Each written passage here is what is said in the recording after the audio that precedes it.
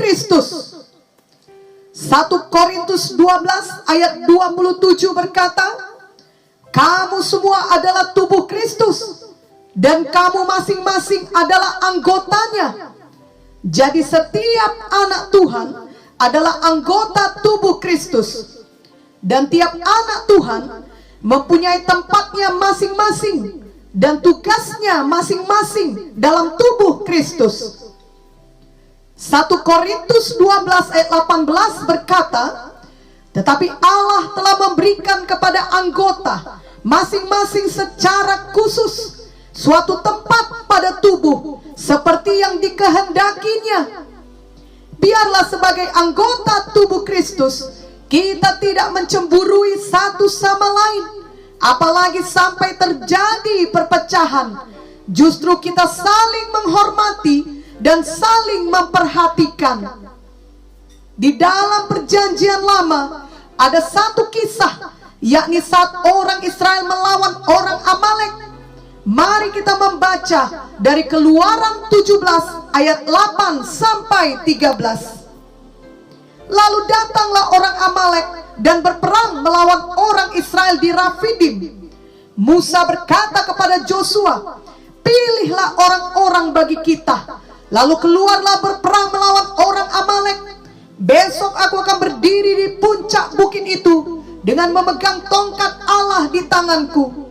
Lalu Yosua melakukan seperti yang dikatakan Musa kepadanya dan berperang melawan orang Amalek. Tetapi Musa, Harun, dan Hur telah naik ke puncak bukit. Dan terjadilah apabila Musa mengangkat tangannya, lebih kuatlah Israel. Tetapi apabila ia menurunkan tangannya, lebih kuatlah Amalek. Maka penatlah tangan Musa. Sebab itu mereka mengambil sebuah batu, diletakkanlah di bawahnya, supaya ia duduk di atasnya. Harun dan Hur menopang kedua belah tangannya, seorang di sisi yang satu, seorang di sisi yang lain, sehingga tangannya tidak bergerak sampai matahari terbenam. Demikianlah Yosua mengalahkan Amalek dan rakyatnya dengan mata pedang. Dalam kisah ini kita melihat bahwa Yosua melakukan tugas yang berbeda dengan Musa. Ia berperang dan berhadapan langsung muka dengan orang Amalek. Sedangkan Musa tidak ikut berperang, melainkan naik ke puncak bukit. Dan dari situ ia mengangkat tangannya, dan orang Israel lebih kuat. Namun tiap kali Musa menurunkan tangannya, maka orang Amalek yang lebih kuat. Yosua tidak pernah merendahkan Musa karena ia tidak ikut berperang. Musa juga tidak merendahkan Yosua sebab ia tidak memiliki kuasa seperti dirinya. Masing-masing mereka memiliki tempat mereka dan tugas mereka, dan mereka menjalankannya dengan sungguh-sungguh demi kemenangan orang Israel. Dan ketika tangan Musa penat, Harun dan Hur menolong Musa. Mereka bukan mengejek Musa karena tidak mampu terus mengangkat tangan dan menyelesaikan tugasnya sampai perang selesai. Harun dan Hur juga bukan memakai momen di mana Musa lemah untuk menjatuhkan Musa dan menggantikannya.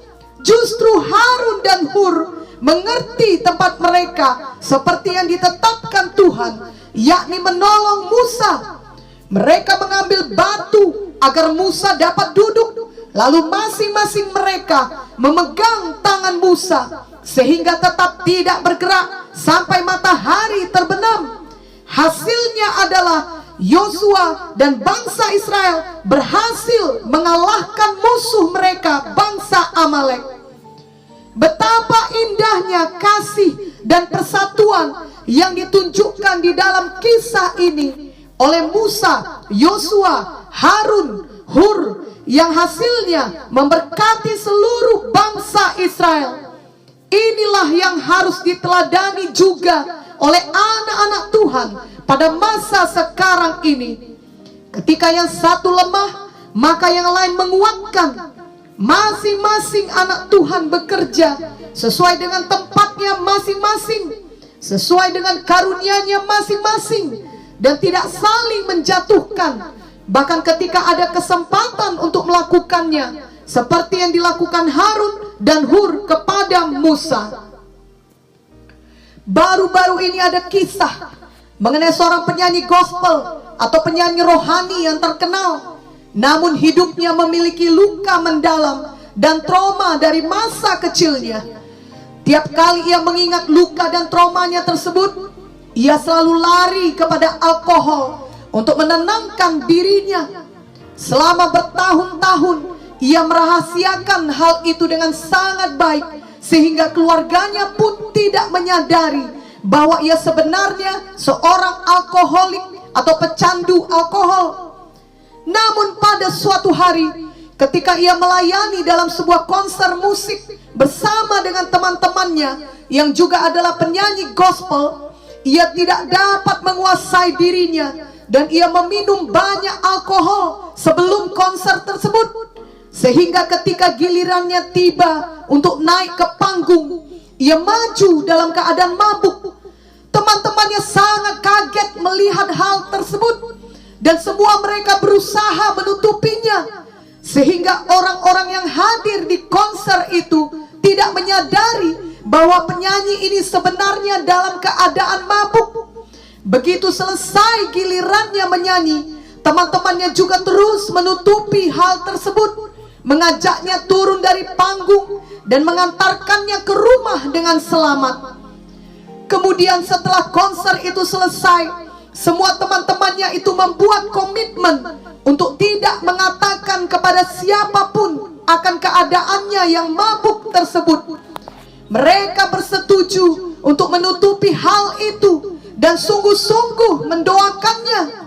Bertahun-tahun kemudian, akhirnya penyanyi ini berhasil mengatasi luka hatinya, mengatasi trauma yang selama ini menghantuinya, dan juga mengatasi kebiasaannya yang selalu mabuk itu. Ia bertobat sungguh-sungguh, ia dipulihkan, dan kemudian ia memberikan kesaksiannya dengan jujur. Kesaksian itu memberkati banyak orang lain yang juga bergumul dengan hal yang sama. Istrinya juga turut memberikan kesaksian, dan istrinya mengatakan ia akan selalu mengingat malam di mana suaminya yang mabuk itu diantara pulang dari konser oleh teman-temannya, dan semua mereka juga tidak ada menggosipkan apalagi menghakimi penyanyi tersebut maupun keluarganya. Mereka justru menawarkan bantuan mereka. Mereka tidak merendahkan, apalagi menggunakan kesempatan itu untuk menjatuhkan penyanyi tersebut sehingga mereka bisa naik. Sebab memang penyanyi ini sangat terkenal, bahkan telah banyak menerima Grammy Award. Istrinya ini berkata bahwa ia benar-benar merasakan kasih yang besar dari sesama anggota tubuh Kristus pada malam itu, dan itu sangat mengkuatkannya menghadapi hari-hari sulit di depan, yakni proses di mana suaminya harus melepaskan diri dari luka hatinya dan kebiasaan mabuknya itu. Kisah nyata ini kiranya mendorong kita untuk melakukan hal yang sama kepada sesama anak-anak Tuhan yang ditaruh Tuhan dalam kehidupan kita. Akan ada saat di mana mereka lemah, lelah, ataupun berbuat salah. Kiranya di saat itu kita hadir untuk mengkuatkan mereka, mendoakan mereka, dan menolong mereka agar mereka dapat dipulihkan Tuhan, dan bukan untuk menggosipkan, menjatuhkan, atau menghakimi mereka. Tiap-tiap anak Tuhan sebagai anggota tubuh Kristus adalah penting di mata Tuhan. Biarlah kita juga memiliki pandangan yang sama. 1 Korintus 12 ayat 14 dan ayat 20 sampai 26 berkata, karena tubuh juga tidak terdiri dari satu anggota, tetapi atas banyak anggota. Memang ada banyak anggota, tetapi hanya satu tubuh. Jadi mata tidak dapat berkata kepada tangan, aku tidak membutuhkan engkau. Dan kepala tidak dapat berkata kepada kaki, aku tidak membutuhkan engkau. Malahan justru anggota-anggota tubuh yang nampaknya paling lemah, yang paling dibutuhkan.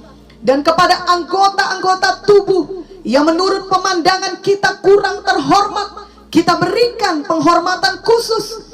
Dan kepada anggota-anggota kita yang tidak elok, kita berikan perhatian khusus. Hal itu tidak dibutuhkan oleh anggota-anggota kita yang elok.